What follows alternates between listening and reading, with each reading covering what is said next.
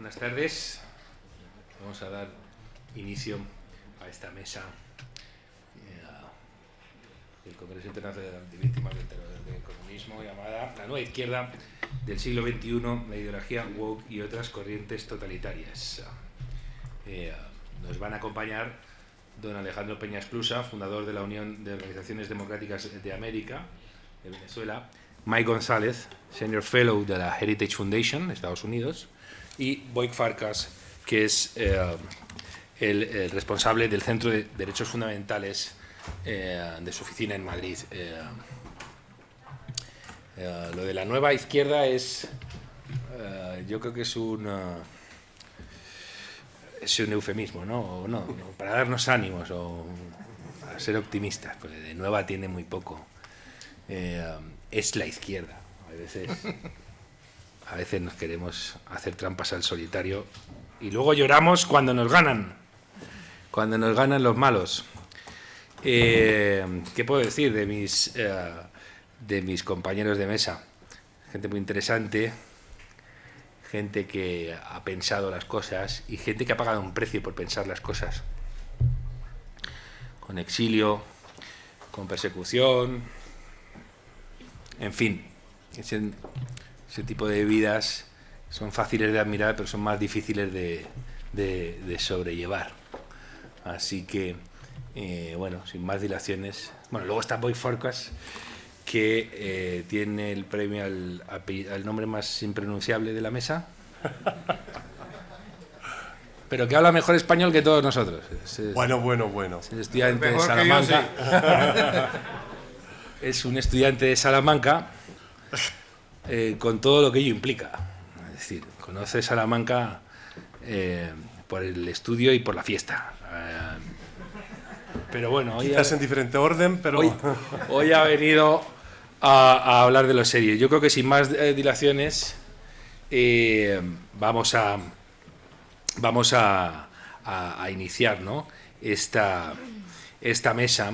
Yo creo que voy a empezar por la izquierda. Ya lo siento. Gracias. Ya lo siento, no hay manera de no estar a la izquierda de alguien, ¿no?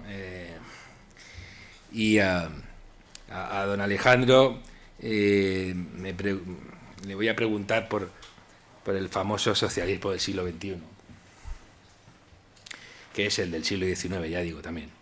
Pero bueno, el socialismo del siglo XXI en un principio fue en Venezuela.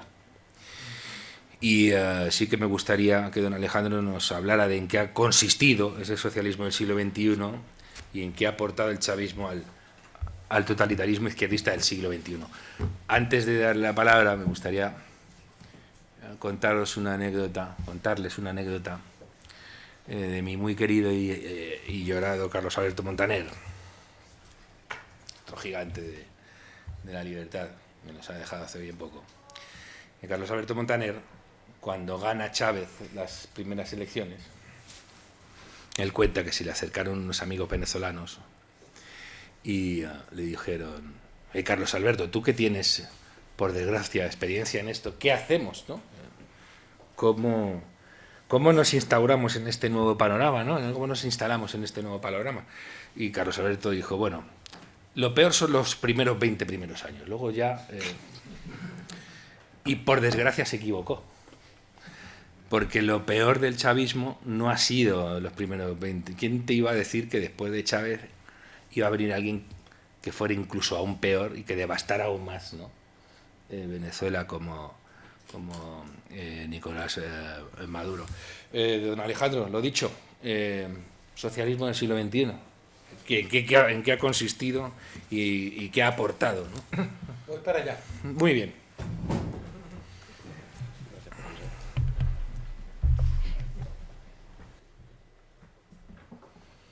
Bueno, un gran placer estar aquí, un honor y además muy agradecido con CEU San Pablo, con Cefas, con estos amigos que me acompañan en este panel tan extraordinario. Y yo, antes de responderle a don Mario, yo quiero anunciarles una buena noticia. El sábado pasado, el fin de semana pasado, se ha llevado a cabo una operación en Caracas de esas que le gustaría al general. No fue como la operación Chavín de Huántar, no, pero fue una operación muy bien realizada para extraer al equipo de María Corina Machado que estaba asilado en la Embajada Argentina en Caracas. Una operación de alto nivel con participación de los Estados Unidos. Fueron extraídos el sábado y apenas el martes en la noche, el régimen venezolano cayó en cuenta que eso había pasado. Están todos libres ahora en Estados Unidos. Uno de ellos estuvo aquí en el primer Congreso Internacional de Víctimas del Comunismo, Pedro Urruchurtu. Yo hablé hoy con él, está muy contento en los Estados Unidos. Y la importancia de esto es porque ellos estaban siendo utilizados, al igual que la mamá de María Corina Machado, como rehenes para presionarla. Mira que si tú te pasas de la raya, vamos a entrar en la embajada, lo vamos a meter preso, le vamos a hacer daño, igual a tu mamá. Bueno, fueron todos extraídos, la mamá de María Corina Machado también.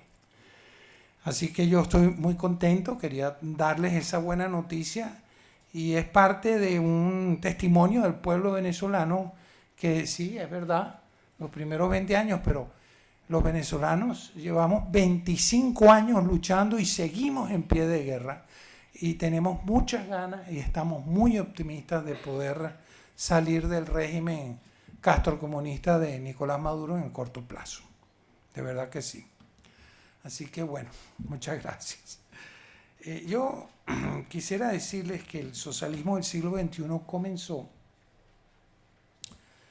con una maniobra que hizo Hugo Chávez cuando era candidato. Él golpeó muy duramente al sistema durante años diciendo el sistema no sirve, la democracia no sirve, esto hay que cambiarlo, diciendo todo lo malo, a pesar de que en Venezuela, bueno, era un proceso creciente que se podía mejorar, pero lo que hizo fue atacar al sistema. Yo no sé si Fernando y Eduardo conocen este libro de Ángel Bernardo Viso, que se llama Venezuela, Identidad y Ruptura. ¿Lo conocen? Mire, ese libro hay que incorporarlo a las cátedras del Cefas sobre la hispanidad. Está muy bien hecho. Lamentablemente Ángel Bernardo murió. Pero el libro está allí, es muy bueno. Y Chávez hizo lo que denuncia ese libro. Él expuso una teoría según la cual Venezuela da un salto olímpico de los indígenas, de los aborígenes, del cacique Guaycaipuro, el más famoso de todos los aborígenes, ¿verdad?, a los próceres de la independencia, borrando de la historia los 300 años previos de evangelización española en Iberoamérica.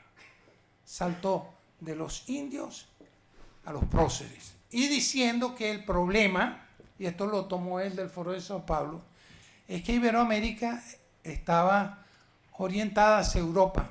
La palabra es eurocéntrica. Y había que cambiar esa visión eurocéntrica hacia indocéntrica. Es decir, que el futuro de Iberoamérica estaba en romper con España. No decía romper con la cristiandad, pero eso es lo que realmente quería decir. Regresar a las antiguas religiones paganas y que nuestras raíces fueran los próceres de la independencia.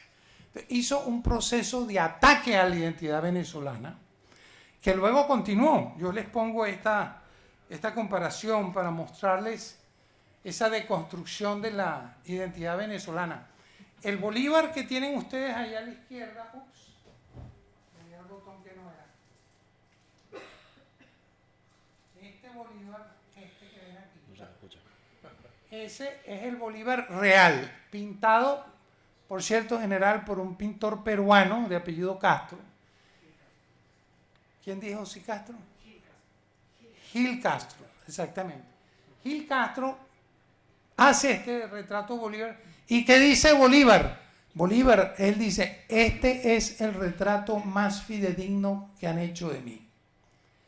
Y Chávez presenta a este otro.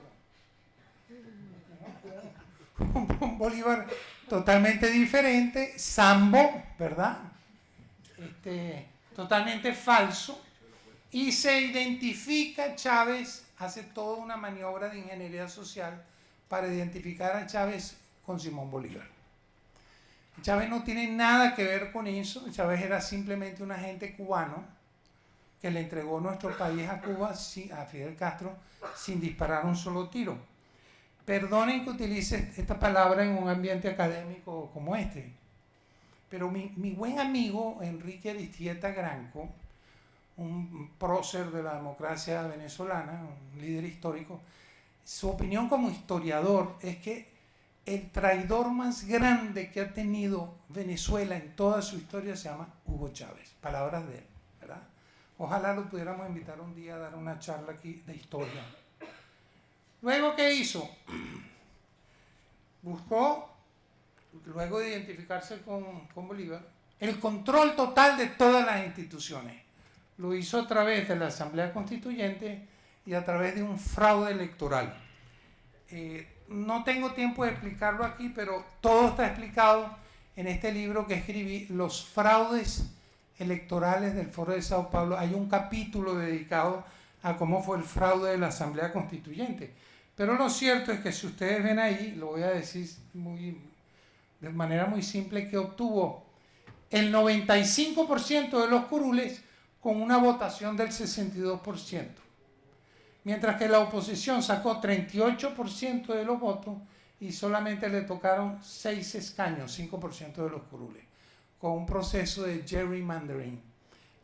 Eso lo explicaré después, ¿verdad?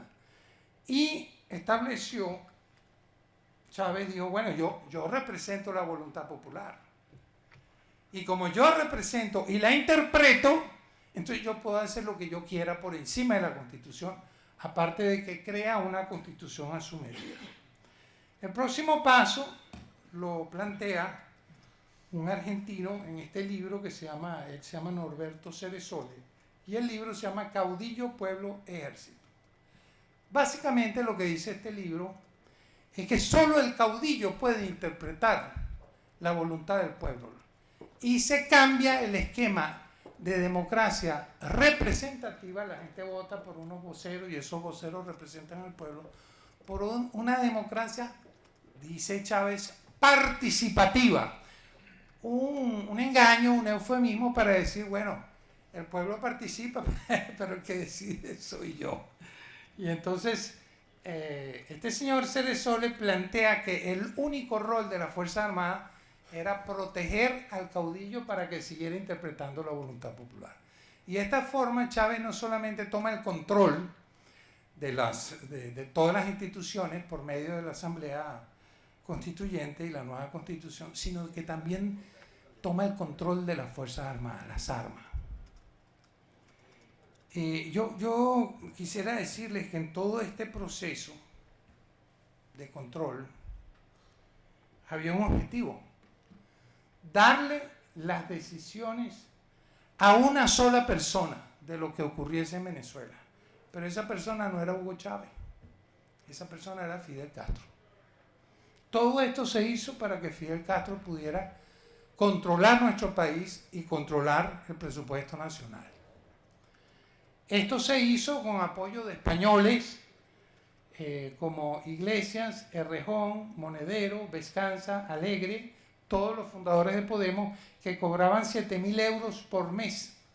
Es decir, esto no era un proyecto de Hugo Chávez, era un proyecto internacional. Venezuela fue un laboratorio en donde toda la izquierda internacional, llámense Ceresole, llámense Néstor, llámense Marta Hanecker de Chile, llámense el inventor, Mario, de la palabra socialismo del siglo XXI, era un mexicano de nombre Heinz Dietrich, de orígenes alemanes, pero un mexicano inventó la palabra y la adopta Chávez, socialismo del siglo XXI. Hay un español que yo les quiero llamar la atención, que es este señor, Jorge Vestinge, que escribió este libro, La guerra periférica y el Islam revolucionario. Este libro Chávez ordena que se imprima en el Fuerte Tiuna, que es el Fuerte Tiuna, el fuerte militar más importante de Venezuela, en la imprenta militar, para que los militares venezolanos leyeran este libro. Y ahí comienza la relación de Chávez con Irán, con el Hezbollah, con Hamas, etc. Pero el ideólogo de esto es un español de Podemos, Jorge Bestringer. Este libro se escribió en 2005. Y con el dinero, controlando el dinero venezolano, los petrodólares, comienza la expansión del socialismo del siglo XXI. En la denominada década dorada, que duró del año 1999, que se hace la Asamblea Constituyente, hasta el año 2008. How's the translation, doctor? Is it okay? How's the translation? Okay, good. En esta década dorada, el Foro de Sao Paulo llegó a tener 14 presidentes simultáneamente. 14 presidentes. Con dinero ilegal proveniente de Venezuela. Y en todas partes, porque fíjense el énfasis que yo quiero ponerles a ustedes hoy. Cuando hablamos del socialismo del siglo XXI y de lo que hizo Chávez en Venezuela, yo no estoy hablando solo de Venezuela, estoy hablando de un modelo. Y este modelo con sus variantes se implementó en diversos países. En Venezuela se llamó bolivarianismo, en Bolivia se llamó Estado Plurinacional, en Colombia, donde está nuestro amigo colombiano, en Colombia se llamó Paz Total, pero era variantes del mismo esquema. Un experimento hecho en ese laboratorio que se llama Venezuela y se exportó al resto de la región, al igual que se exportó también fraude electoral. De eso podemos hablar posteriormente. Pero ¿qué ocurre? El Foro de Sao Paulo comienza a retroceder, tenía 14 presidentes en el año 2009, pero son tan malos gobernantes que retrocedieron hasta tener 4 presidentes en el año 2017. Luego comienza la segunda ola del Foro de Sao Paulo, gana Pedro Castillo en Perú, gana Petro en Colombia, Boric, que van a Xiomara Castro en Honduras, Lula en Brasil, y llegó a una segunda ola. Cuando Petro viaja a Brasil a la toma de posesión de Lula, da estas declaraciones, queridos amigos, que creo que son muy importantes. Él dice, Petro dice, que la primera ola fracasó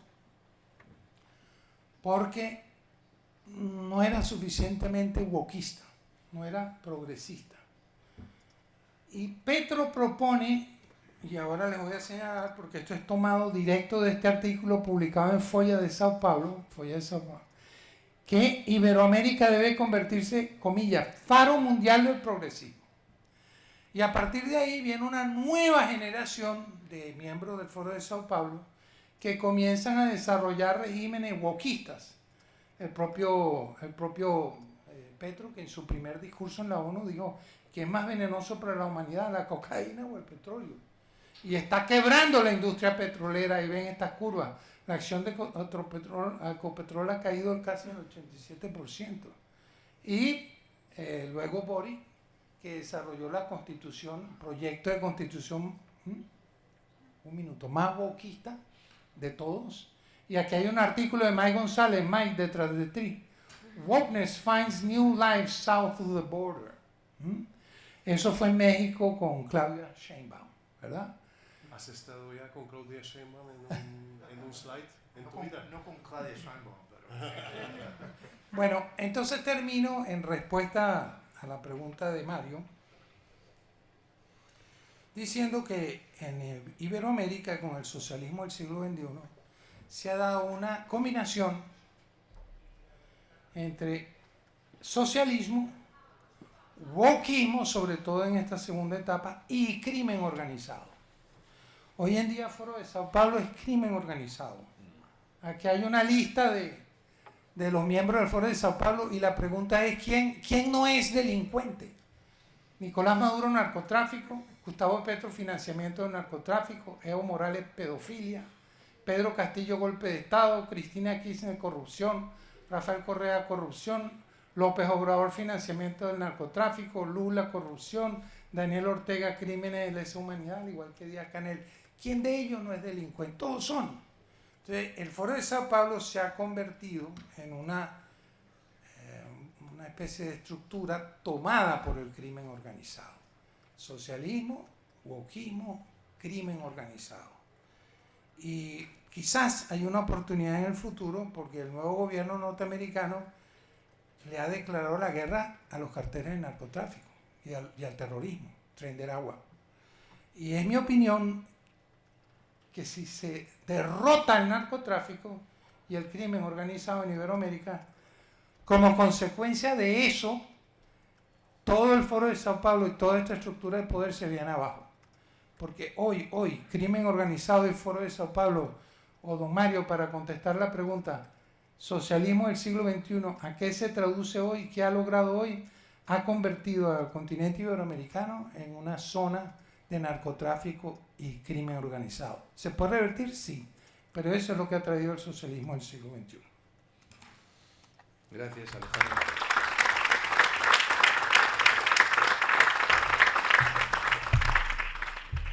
Yo creo que el primer recuerdo que tengo del chavismo es la toma de posesión de Chávez, con aquel juro sobre esta constitución moribunda. Y yo decía, ostras, si está jurando por la constitución, ¿cómo no le tiran al caldero? Caldera, que lo tirara al caldero porque este tipo es un peligro. Y la actitud, además, también, el lenguaje corporal de Caldera decía mucho, porque estaba ya, veía que eso era una fiera a la que se había desatado y que iba a ser muy difícil domar, ¿no? Y aquí, Alejandro, has pasado un vídeo en una de los slides. Yo lo estaba viendo por el ordenador, o sea, él lo tiene puesto aquí. Por eso, no es que no estuviera haciendo caso, que lo mismo está diciendo, qué impresentable es el moderador que está mirando. Estoy mirando lo que aparece aquí, lo estoy mirando ahí. Y he visto la portada de un libro de Norberto Ceresole, que es un personaje oscuro, muy desconocido. Pero fijaos, ¿no? Cómo era el título, Caudillo, Ejército, Pueblo. No sé si a alguien le suena esto de Ein Volk, ein Reich, ein Führer, que se contaba en la Alemania nazi. Hay un libro de Luciano Pellecani que habla sobre qué unía a Lenin y a Hitler, o bueno, al comunismo y al nazismo, que son hermanos de sangre. Y en este nuevo avatar socialista estamos viendo que cada vez es más difícil distinguir el fascismo porque ya les une el ultranacionalismo, la veneración del militarismo. En fin, cada vez es más complicado. Y hay gente que te dice, ¿cómo dices eso? Bueno, chico, ¿yo qué culpa tengo de que sea así las cosas? Y si te genera disonancias cognitivas, el problema no es mío. El problema es que tú pienses que Hugo Chávez no es lo que parece, porque ahí tampoco se le puede acusar de haber mentido demasiado, ¿no? En lo que iba a venir. No sé si habéis visto que Mike González se ha sorprendido con Jorge Bestringe. ¿Es de Podemos? Porque Mike es casi ya español y le sonaba a Bestringe por Fraga, ¿no? Sí. Pues mira, toma, aquí lo tienes. Aquí lo tienes, ese cambio. Normalmente en el mundo de la derecha hay mucha gente que procede de la izquierda, pero este es un caso, este ha hecho el salto de la rana hacia el otro lado. Turno para el propio Mike. Mike, en el siglo XXI sí que hemos visto una erupción poderosísima de fuerzas que han generado un impacto tremendo y que han desestabilizado profundamente el mundo, ¿no? El movimiento Black Lives Matter y el racismo de nueva generación, ¿no? Y el wokismo, que ha causado auténticos estragos en la universidad.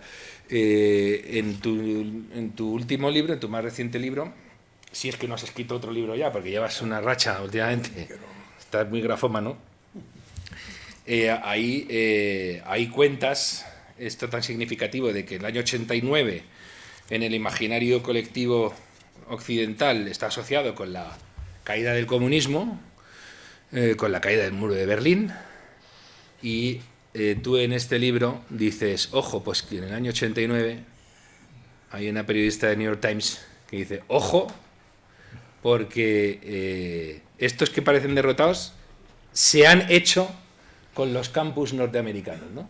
Y las consecuencias las estamos pagando ahora, ¿no? O las estamos viendo ahora. Cuéntanos, Mike, qué han aportado estos movimientos, el Black Lives Matter, el racismo de nueva generación y el wokeismo a la izquierda totalitaria del siglo XXI. Pues muchas gracias, Mario, y tengo la mala suerte de seguir a Alejandro. Voy a ver, pues no voy a pasarme de 10 o 15 minutos en lo que voy a decir. No me gusta, voy a decir la verdad, no me gusta la palabra víctima. No me he visto como una víctima. Nací en Cuba, la pasamos muy mal como todos los cubanos. Por ejemplo, mi padre, que era tremendo francófobo, pero odiaba más a los comunistas, me metió en la escuela francesa, que era para los diplomatas, en los años 60, y después cuando la cierran, Castro cierra la última escuela privada, donde iba yo, y me meten en la escuela pública, donde se meten conmigo. El director mismo decía, tú eres monaguillo, tú te vistes de niña todos los domingos. Y hacía cosas así, y porque no era pionero yo. Pionero es lo que... Yo cada vez que me encuentro con alguien que creció en un país comunista, digo, eres pionero. Sí, todo el mundo es pionero, menos yo. Un día me forzó el director el uniforme de pionero.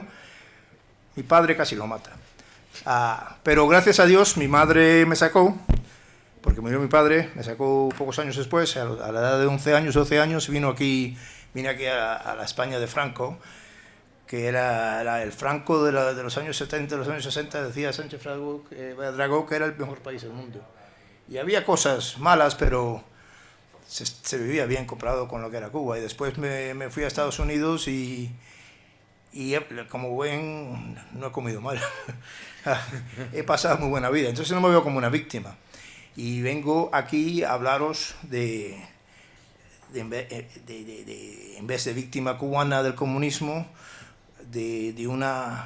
como vencedor sobre el comunismo americano, que no se ha vencido todavía, pero que estamos, yo creo, en buena marcha. No voy a jactarme que hayamos vencido el wokismo, pero creo que Trump ha bien comenzado arremetiéndose contra las instituciones donde se nutre esta enfermedad, ¿no? Como las universidades, las escuelas, los museos, las bibliotecas, los centros de artes escénicas. Yo trabajo en ese espacio y ayudo en lo que puedo. Y lo que ha habido hasta ahora es una victoria parcial, ¿no? Todavía no completa, sobre esta identidad que usó el wokismo para acapararse de la sociedad americana. Llegaron muy cerca, Llegaron muy cerca de ganar los nuevos marxistas. Este mayo 25, en 2 semanas, marcamos el quinto aniversario de la muerte de George Floyd, que fue una tragedia para la familia Floyd, seguro, pero que fue utilizado, manipulado por mujeres entrenadas durante varios años en todas las fases del marxismo, la ideología, la organización, la historia, y ellas manipularon este evento para convertirlo en un evento catalizador para crear un momento revolucionario, y casi llegaron a eso. Hablo, claro, de las mujeres que fundaron a Black Lives Matter, que tuvieron un éxito que excedió sus expectaciones. Después de meses de disturbios, de $1.000 millones en pérdidas, de muertes, de violencia generalizada, una gran mayoría de las personas que estaban al mando de las instituciones culturales americanas estaban ya listas a rendirse. Aceptaron públicamente lo inaceptable, aceptaron la mentira que Estados Unidos es un país opresivo, donde hay un racismo sistémico, y por ende todo el sistema americano debe ser derrocado y otro sistema erigido en su lugar. Nunca dicen qué sistema quieren crear, pero lo sabemos. Sabemos que quieren reemplazar el sistema americano, el sueño americano, con el colectivismo, con los planes centrales, con los gulags, y y lo sabemos porque a veces dicen la verdad, ¿no? ¿Y cómo llegaron a tener tanto éxito? Bueno, la violencia, la gente tenía miedo, pero también eran muy inteligentes y utilizaron un sentimiento de culpabilidad que muchos americanos llevan con ellos. Se llama white guilt. Hay una palabra para estos, y ellas lo dicen, que están utilizando white guilt, porque hubo la historia de las relaciones raciales en Estados Unidos no es fácil, hubo momentos ingloriosos y hasta horrorosos, claro. Entonces, a principios del año 2021 parecían que todo esto se iba a quedar con nosotros, que las sesiones de lucha de DEI acompañarían para siempre, reemplazando la narrativa económica, porque las sesiones de DEI lo que son es un lavado de cerebro masivo, ¿no? Quieren que el americano esté tan harto y vea su historia y su sociedad tan fea que la quiera dejar, que la quiera abandonar y que quiera aceptar otra. Y en esto debo decir que me ayudó mis años de Cuba de niño, porque yo me dije a mí mismo, es que yo he visto esta película. Porque Castro hizo la misma cosa, que todo lo que era antes del 59 era corrupto, era feo, era malísimo, y como todo siempre se hace. Pol Pot, cuando llega a Phnom Penh, hace 1975, el año cero. Todo lo que existe. Entonces, Black Lives Matter trata de hacer la misma cosa en Estados Unidos, y yo digo, esto yo lo conozco y lo voy a parar. Voy a hacer todo lo posible para pararlo. Como dijo Mario, empecé a escribir libros y a ser activista y hacer lo que podía. Mi hija, yo estaba un día en el Donuts, después de misa con ella, ella debe haber tenido como 12 años nada más, y me dice, mira papi, no te preocupes que todos los comprendemos. Tú hasta ahora has estado luchando contra enemigos foráneos. Ahora estás luchando contra enemigos americanos y eso te da malestar. Pero lo comprendo, todos los comprendemos. Y es verdad, que aunque yo trabajo en Heritage para el Departamento de Seguridad Nacional, en los últimos 7 años, todos mis libros en los últimos 7 años han sido dedicados a este peligro interno, doméstico. Pero pasó algo importante. En el comienzo del 21, el pueblo estadounidense se empieza a alzar. Y este junio del 21 yo viajé a Loudoun County, en Virginia, a 1 hora de Washington, y había muchísimos padres. Yo hablé en un evento grandísimo, y ahí empieza la resistencia. Se llama Loudoun County el epicentro de la resistencia, ¿no?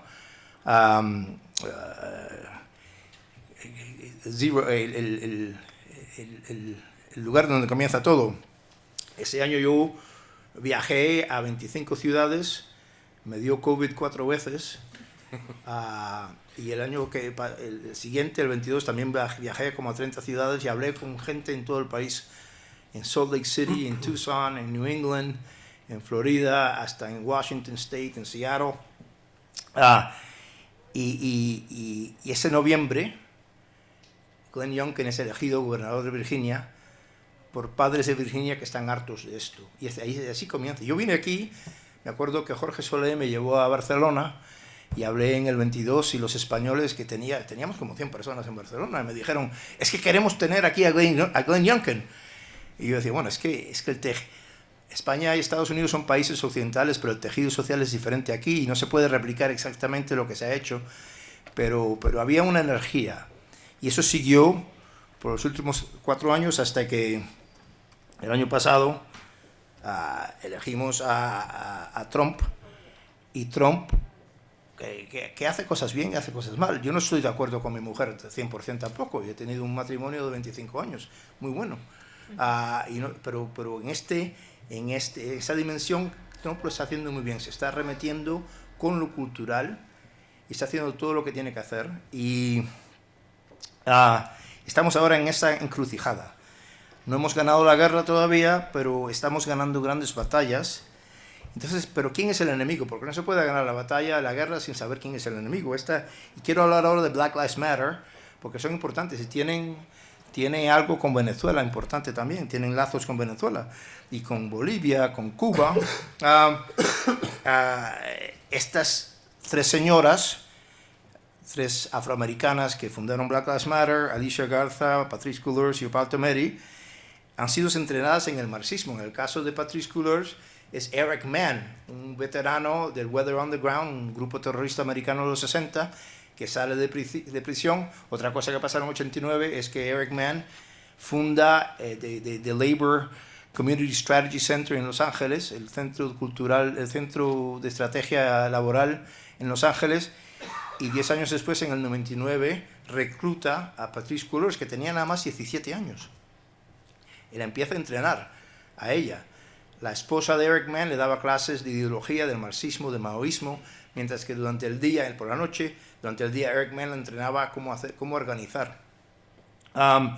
Con Alicia Garza fue lo mismo, fue Harmony Goldberg, que es una gramsciana, que la entrenó también en todo esto. Esa gente son bastante bien entrenadas en esto. Y en el caso de Garza y Cullors, se encuentran las dos el año 2007 en la conferencia donde se funda el US Social Forum, el foro social americano, porque el año antes Chávez, que está hablando en el Foro Mundial Social en Caracas, no sé si te acuerdas, en el 2006, Chávez dice, hay que crear esto en Estados Unidos.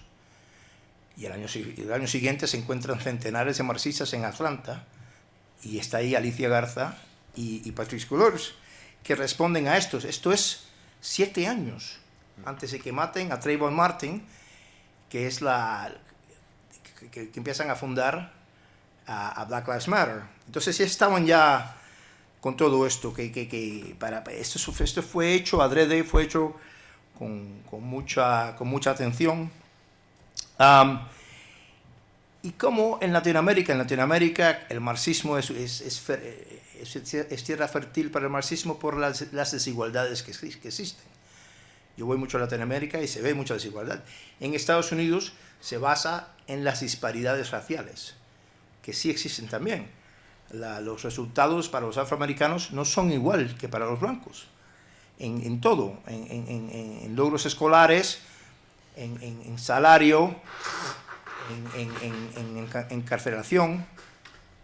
Y yo en Heritage estamos tratando de responder a esto.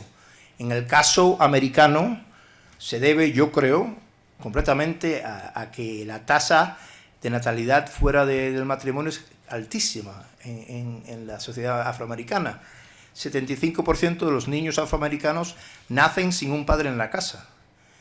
Esto tiene un impacto tremendo y tenemos un resultado de laboratorio porque el nigeriano americano y el ghaneano americano, que son tan negros como los, tienen resultados buenísimos, tienen un nivel de salarial casi igual que el del blanco.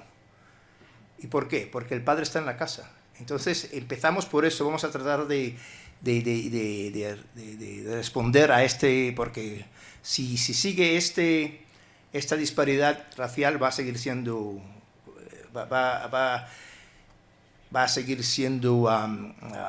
atractivo la respuesta marxista, ¿no? Hoy, ya tengo ya un minuto y medio para terminar. Ya, como dije antes, hace 5 años de George Floyd. Ahora no es Black Lives Matter, ahora son las protestas contra Israel, pro Gaza, pro Palestina, pero es la misma gente. Yo le estaba diciendo a un amigo en la comida que yo hice un estudio el año pasado y los mismos organizadores, los mismos fiscal sponsors, los mismos donadores a los grupos que están protestando hoy en las universidades son los mismos que estaban en Black Lives Matter, que no les importa nada el Mediano Oriente, como tampoco les importa la justicia social. Quieren reemplazar a Estados Unidos, quieren romper Estados Unidos. Esto nunca se va a acabar. El lema de Heritage Foundation es que en Washington no hay victorias permanentes, pero tampoco hay derrotas permanentes. Y en eso me baso y en eso vengo aquí a Europa demasiado porque a explicar lo que está pasando en Estados Unidos, pero estamos bastante luchando contra esto y hemos tenido hasta ahora victorias importantes. Ahí me voy a quedar. Gracias. Gracias, Mike.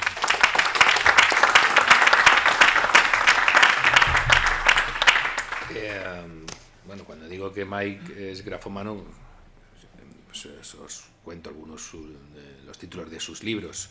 El complot para transformar Estados Unidos, que se publicó en Homo Legens hace un par de años. 4 años. Tiene un libro sobre Black Lives Matter que se titula precisamente BLM, The Making of New Marxist Revolution. Tiene otro libro muy significativo, A Race for the Future, How Conservatives Can Break the Liberal Monopoly on Hispanic Americans. Es decir, bueno, pues una carrera por el futuro y cómo los conservadores pueden romper el monopolio progresista sobre los hispanos americanos. Qué bonito sería esto de que no se puede hablar de hispanoamericano, que suena facha, y en Estados Unidos ahora habla todo el mundo de Hispanic American. Y si haces encuestas en Estados Unidos, los latinos no se consideran latinos, se consideran mucho más hispanos e hispanic que latinos. Cuando les preguntan de Latinx, no quieren oír hablar, ¿no?, de ese terminacho extraño que les han querido endilgar, ¿no? Tienes también un libro sobre Hugo Chávez, precisamente, y uno sobre el Che Guevara y la Revolución Cubana. Ese es otro Mike González. Ay, no, este es verdad. Ese es un socialista escocés que me debe odiar. Entonces, claro. Se llama Eso Mike es. González también. Es verdad. Fijaos, estábamos hablando del año 89 y hemos dicho es el año de la caída del muro y es el año de la toma de la universidad en Estados Unidos, sobre todo de las más elitistas, por parte de la izquierda. Y es el año de la fetua de Salman Rushdie de Khomeini contra Salman Rushdie. Al final, pavorosamente, en estos momentos, el año 89 es el año de la nueva censura. Nunca lo asociamos, el año 89, a la fetua contra Rushdie. A Rushdie lo acaban de intentar matar hace 2 años. Siguen ahí, en ese... ya digo, o somos más pesados que ellos, o nos van a ganar porque son muy insistentes en sus objetivos. Has dicho una cosa que se desconoce bastante, o has apuntado. La subvención directa del chavismo en Estados Unidos. El chavismo ha tenido gasolineras en Estados Unidos, muy poca gente lo sabe, y ha subvencionado consumo energético de familias pobres en algunas zonas de Estados Unidos, porque lo que quisieron era precisamente combatir al imperio en el imperio, ¿no? Y Black Lives Matter ha ido a Exacto. reuniones del Foro de Sao Paulo. Exacto, esto es algo que no se sabe. En cuanto a lo de el cambio de motivo, ¿no?, de la Black Lives Matter a todos contra Israel, y ves a Queers for Palestine, ¿no?, que es esto que te provoca escalofríos. Siempre me acuerdo de la primera vez que entrevisté a Gabriel Albiac hace un montón de años. Yo le dije a Gabriel Albiac: oye, Gabriel, ¿me puedes explicar por qué la izquierda española es tan rabiosamente anti-israelí? Repito, hace 25 años, cuando Israel ha sido el único caso de ejemplo exitoso de la izquierda sin tener que exterminar a nadie. Y me dijo Gabriel Albiac que procede de la extrema izquierda. Y me dice: mira, Mario, yo he roto muchas amistades, por desgracia, sobre este tema. Y dice, porque yo les he dicho a amigos míos: oye, ¿os dais cuenta de que aquellos que defendéis por acción o omisión en la cuestión israelí os colgarían en la plaza pública por homosexuales, por ateos, por socialistas, por por lo que queráis de lo que sois, estaríais colgados en la plaza pública. Y eso es verdad que habla de su insensatez, pero también habla de algo que es especialmente repulsivo. Lo de ser revolucionario por cuenta ajena es lo que peor llevo en la vida. Es gente que sabe que nunca va a pagar un precio, que él puede ser Queer for Palestine porque nunca le van a arrastrar de una moto en una calle de Gaza City, ¿no? De la ciudad de Gaza. Nunca le va a pasar. Le va a pasar a los gays de Gaza, que se jodan los gays de Gaza. Y yo estoy en otra cosa. Y eso es algo que llevo francamente mal. Menos mal que soy una persona de natural moderado y no me...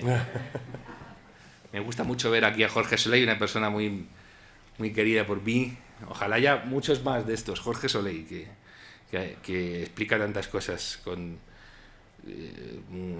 Es un gran profesor.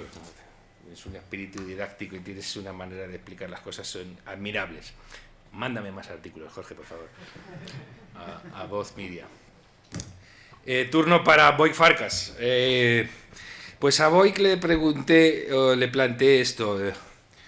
Los que seáis mayores, ¿no? Recordaréis que a Hungría era como una especie de excepción. Incluso la gente de izquierda que veía que no se podía defender demasiado el imperio del mal, decían, bueno, pero Hungría es otra cosa. En Hungría lo hacen de otra manera, es una especie de dicta blanda, es un socialismo light, es muy soft. Ojalá se siga ese modelo, incluso no hace falta llegar a más. Mira, estos ya han hecho su revolución de terciopelo, que sigan por aquí, ¿no? Y entonces Hungría, cuando estaba en manos de una dictadura comunista, tenía muy buena prensa en buena parte de Occidente. Tenía tan buena prensa que yo creo recordar que cuando vino aquí Ronald Reagan, su primera visita a España, el vicepresidente del gobierno español en aquel momento, Alfonso Guerra, se fue a Hungría para no verle, a la Hungría comunista. Creo recordar, alguien si puede sacarme de esa confusión, se lo agradecería, pero creo que fue así. Y ahora nos encontramos con que Hungría es todo lo contrario, es la gran bestia negra, es el ejemplo de lo que no hay que hacer en casi todos los ámbitos, ¿no? Y me gustaría que Boic reflexionara sobre este cambio, la opinión internacional que ha experimentado su país, que ha pasado de ser visto con muy buenos ojos por ser un experimento de socialismo con rostro humano a ser absolutamente demonizado por encarnar o por materializar un proyecto ideológico de derechas que además consiguió derrotar a un socialismo democráticamente elegido después de la caída del muro. Sí, pues muchísimas gracias, muy buenas tardes a todos.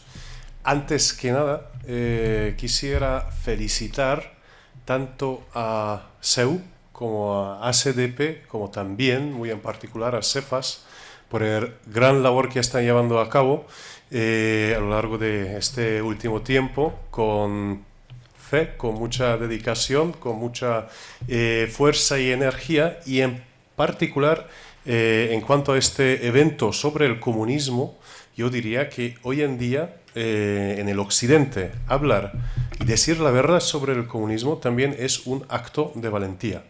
Entonces, José Luis, Fernando y todo vuestro equipo, felicitación. Y como ya estamos un poco terminando estos 2 días de evento, incluso pediría a la audiencia un gran aplauso a este gran equipo.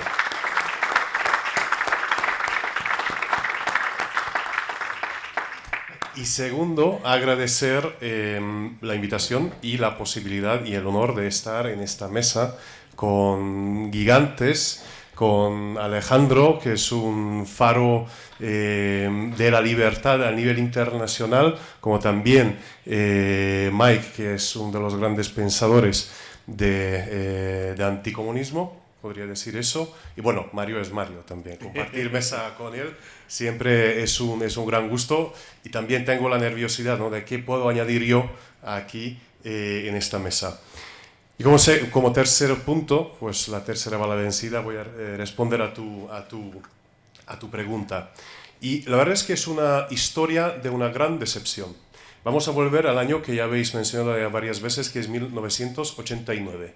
Como bien sabéis, nosotros nos tocaba, bueno, a mí personalmente ya no tanto, pero mis padres y y la generación de mis padres y de mis abuelos, nos tocaba una dictadura totalitaria, comunista, mantenida por una potencia extranjera que era la Unión Soviética. Y ya mis colegas de Hungría ya han hablado mucho cómo fue esta dictadura terrible, sanguínea. Pero en 1989, no solamente Hungría, pero los otros países de la región, ¿no? de Europa del Este, lo de este, sigo escuchando. Otro día había una entrevista con una política española y para referir a alguien a una otra política, eso fue su valoración, que bueno, pero eso era del Este. Así que para nosotros, para toda nuestra sociedad, llegó la posibilidad de la libertad y de la democracia. O al menos esto es lo que creíamos nosotros y querían muchos de nuestros padres. ¿Pero qué ocurre? Pues primero, cuando empezamos a mirar al occidente, hemos visto que todo contra que estuvimos luchando durante 40 años ya se ha convertido el mainstream, ya se ha convertido el corriente. Ya se ha convertido el modo de pensar generalizado. ¿De qué estoy hablando? Porque podéis preguntar que, bueno, pero aquí en Occidente había capitalismo, ¿no? Pero es que cuando estamos hablando sobre el marxismo, cuando estamos hablando sobre el comunismo, igual no lo económico es el más importante. Hay un filósofo italiano, se llama Augusto del Noce, y él escribió sobre esto, de que lo importante del marxismo y del comunismo es la ideología. ¿Y cómo es? Es una ideología materialista, es una ideología ateísta, es una ideología nihilista que aboga por alguna revolución, pero esta revolución siempre es desmantelar la identidad nacional, desmantelar nuestra cultura y religión común, que es el cristianismo.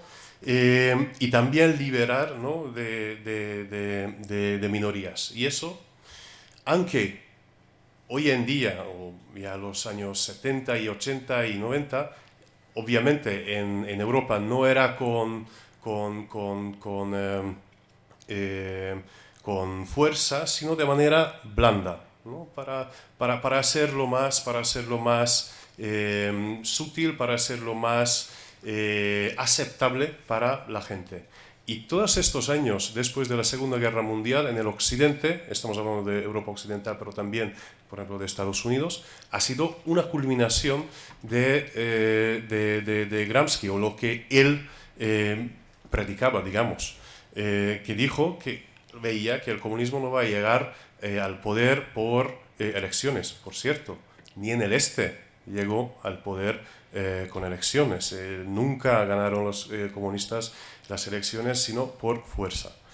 Pero lo que hay que hacer en el occidente, pues, es tomar las universidades, tomar los medios de comunicación, tomar la cultura, así en un término muchísimo más general, y cambiar el chip de la gente, cambiar de cómo vemos el mundo y cómo pensamos sobre el mundo. Y mira, señoras y señores, si uno está mirando alrededor de él mismo, que cómo es el marco general de que, o cómo pensamos sobre el mundo y sobre el occidente o sobre nuestras vidas, los problemas actuales de la gente, pues justamente mediante un pensamiento materialista, ateísta, nihilista, etcétera, etcétera. Es decir, el modo de pensar marxista ha ganado en el occidente. ¿Y qué implicación tenía esto para nosotros? Como he dicho, tuvimos una dictadura comunista totalitaria. Eso significa que todo, pero todo, pertenecía al único Estado, al Estado, y esto fue liderado por un único partido que en aquel entonces era la comunista. ¿Y qué fue nuestra transición? Nuestra transición fue liderado justamente por una élite comunista, que ya en aquel entonces tenía muy buenas relaciones con el occidente, por eso tenía muy buena prensa, y para el Occidente, ellos, ya, por dos razones, por la similitud de cómo pensar y por el mero hecho muy práctico de que durante la Unión Soviética los élites comunistas que hicieron no velaron el interés de su país, ellos velaron de lo que les pidieron de un otro país, otra potencia. De eso se trataba, por ejemplo, la Revolución de 56, cuando la gente quería un gobierno que defiende el país, pero estaba enfrente los comunistas, quienes no defendieron el interés de su país, sino de la Unión Soviética. Y para la élite occidental, ya cuando estuvimos con la transición, estas dos cosas les vinieron muy bien y han hecho aliados naturales, ¿no? Los antiguos comunistas y la élite europea. Y ahí vino, de ahí está nuestra gran decepción. Es que lo que después de la transición, lo que vimos nosotros húngaros, es que los mismos comunistas que hasta entonces mantenían la dictadura, censuraban o escribían las noticias según lo que le esperaba del partido, estaban en el mismo lugar. Entonces, el medio húngaro, quien luchaba luchas diarias contra el comunismo, ha visto que, vamos, es que siguen los mismos en el poder. Y esto fue la gran, la gran decepción.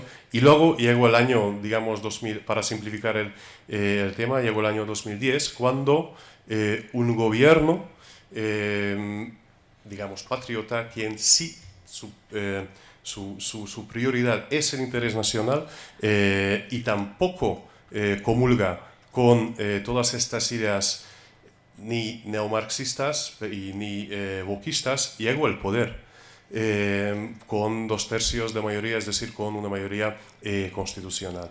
Y cuando hoy en día uno piensa en Hungría, pues ve esto, que hay debates constantes entre, por ejemplo, Bruselas y Hungría. ¿Y qué está en el fondo? Justamente esta contradicción. Los primeros debates eran, digamos, los debates del Estado de Derecho. ¿Pero de qué se trataba? Pues querían romper en Hungría los monopolios de los antiguos comunistas.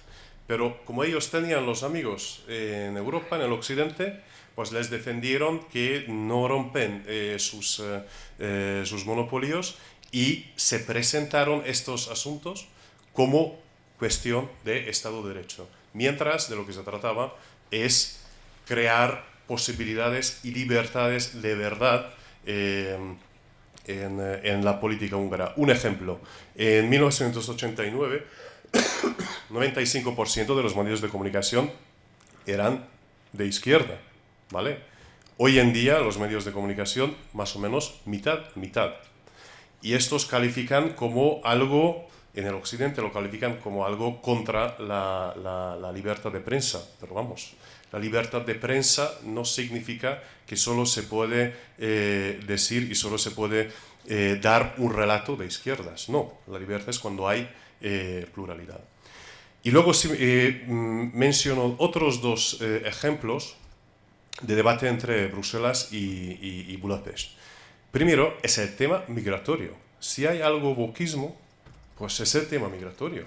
Es que no están no solamente criticando, pero incluso multeando por no dejar entrar inmigrantes ilegales.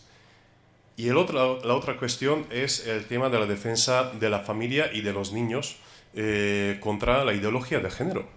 En Hungría había un referéndum respecto sobre el derecho básico, ¿no? de los padres de cómo educar a sus hijos, y obviamente ganó con una gran mayoría, incluso con una mayoría mucho más grande que del apoyo al gobierno, la opción de si los padres tienen el derecho de cómo educar a sus hijos y no pueden educarles, no pueden enseñarles sobre ideología de género sin el consentimiento de los padres. Otro asunto por lo que estamos multados. Entonces, si miramos hoy en día la dinámica entre las instituciones europeas y Hungría, lo que vemos es que quieren imponer las ideologías wokistas, neomarxistas, y si tú no lo aceptas y encima dices no a ellos, pues te van multando.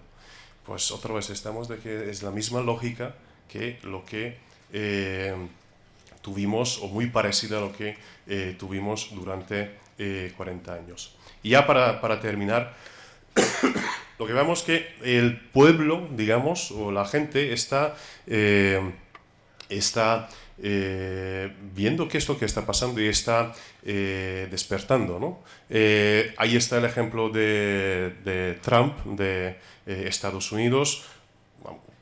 Uno de los mensajes con el que ganó las elecciones es justamente el antiwokismo. Es que la victoria de Trump era al mismo tiempo un gran no para el wokismo. Y en Europa también,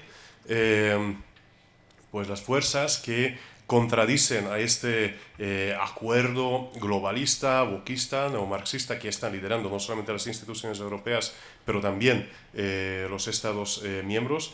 Hay países, ahí era Hungría uno de los primeros, pero donde las fuerzas de este tipo se están creciendo. Y ahí vemos también otra vez la verdadera naturaleza de este consenso progre, wokista que está liderando Europa. Porque ¿qué es lo que se están haciendo? Pues intentan derrocar a todas estas fuerzas de manera antidemocrática. Parlamento Europeo, el Partido de Patriotas no reciben las posiciones que todos los partidos y todos los grupos tienen que recibir.